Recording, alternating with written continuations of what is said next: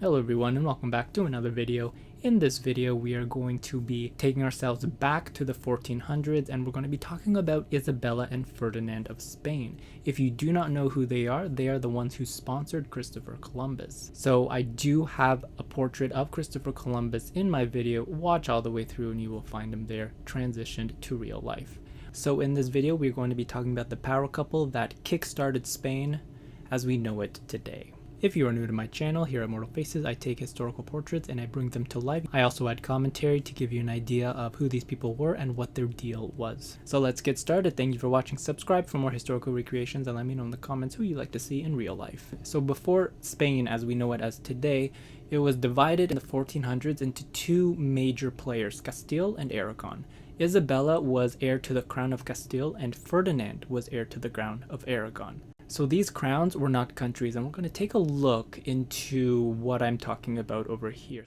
So here is Europe, and if we zoom in, we can see the kingdoms of Castile and Aragon. Castile was a kingdom, and its neighbor was the kingdom of Leon. So the two of them, as two separate kingdoms, kind of allied together, and that became the crown of Castile. And that became very powerful and acquired additional territories. Aragon was the same. The kingdom of Aragon, its neighbor was the county of Barcelona, and they allied together. They became the crown of Aragon, and from there the crown acquired additional territories too and also became very powerful. So that's how they kind of became the two major players in the Spanish region. Both Aragon and Castile dominated the landmass where Spain is residing in now. And these two crowns were like brother and sister crowns, always beside each other and always in each other's faces. Isabella was born in 1451 and Ferdinand was a year younger, born in 52. Both of their fathers were kings of their respective kingdoms and they had typical upbringings of children of the monarch. So Isabella's half-brother, Henry, took the throne and became King Henry IV of Castile after their father died. His heir at the time was her younger brother, Alfonso. Alfonso died, then Isabella became heir.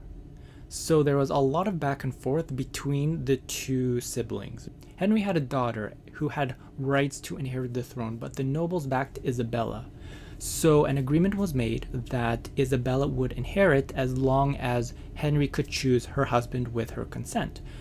Henry had big plans. He was ambitious. His ideal marriage was to ally with a kingdom like Portugal or France, but Isabella fancied her second cousin, Ferdinand of Aragon, instead. So without telling anyone, the two of them eloped and got married in 1469 when they were about 17 years old. This pissed off Henry and made the agreement between him and his half-sister void. So Isabella had to lay low until some miracle happened, and that miracle did happen. He died in 1474 when she was in her 20s. So then she pops back up and she says that the throne is mine.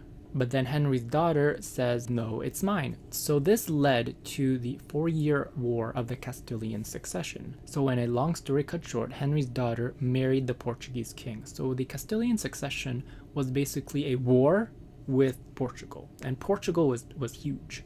Isabella technically won and secured her spot on the throne after Portugal's withdrawal. So Portugal said, we will stop fighting as long as you give us a whole bunch of stuff and exclusive rights to sail south of the Canary Islands.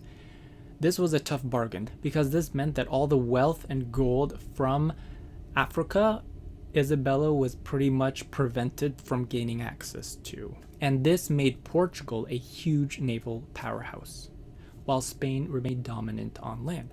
So now Isabella had the throne, and she could finally get down to business. An important note is that Aragon and Castile were still two separate kingdoms. Even though they were married, they governed their own kingdoms separately. Ferdinand did his thing, Isabella did her thing with Castile, and they pretty much expanded their realms and fixed up whatever they had to fix up. Other than the Castilian War, the only major events the two crowns kind of did together was completing the Crusades and starting the Spanish Inquisition. So they physically united the Spanish realms, so they wanted to spiritually unite it as well with Catholicism. The two had a very nice relationship together. The two crowns got along. Things were overall pretty productive. for Castile and Aragon, and in the next century, the Spanish Golden Age would happen. So things were looking good for these two. Their fortunes would rise, though, even more when they sponsored Christopher Columbus. Columbus wanted to find the source of spices in Asia, so he first proposed his voyage to Portugal, and Portugal said his valuation was way off.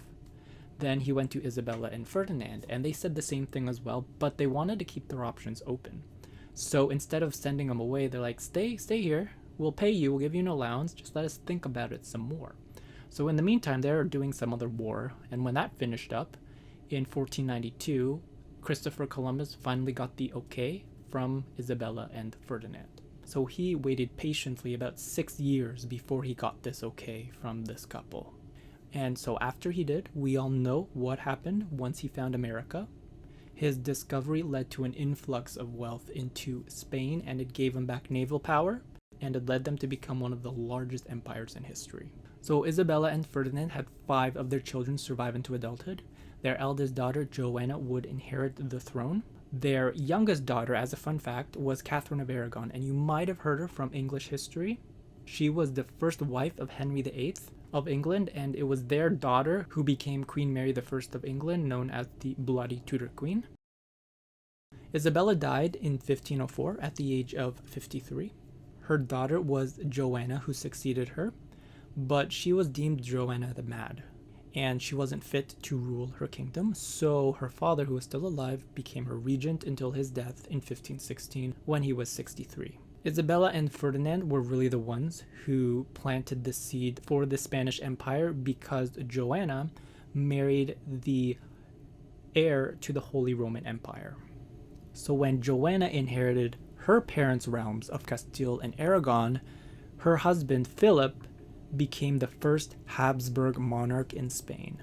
And then Joanna's son, so Isabella and Ferdinand's grandson, Charles, inherited the Spanish throne from his mom and the Holy Roman Empire from his dad, combining them into one of the largest empires in history. And the Habsburgs would rule Spain until 1700, until Charles II, the inbred king, died without issue.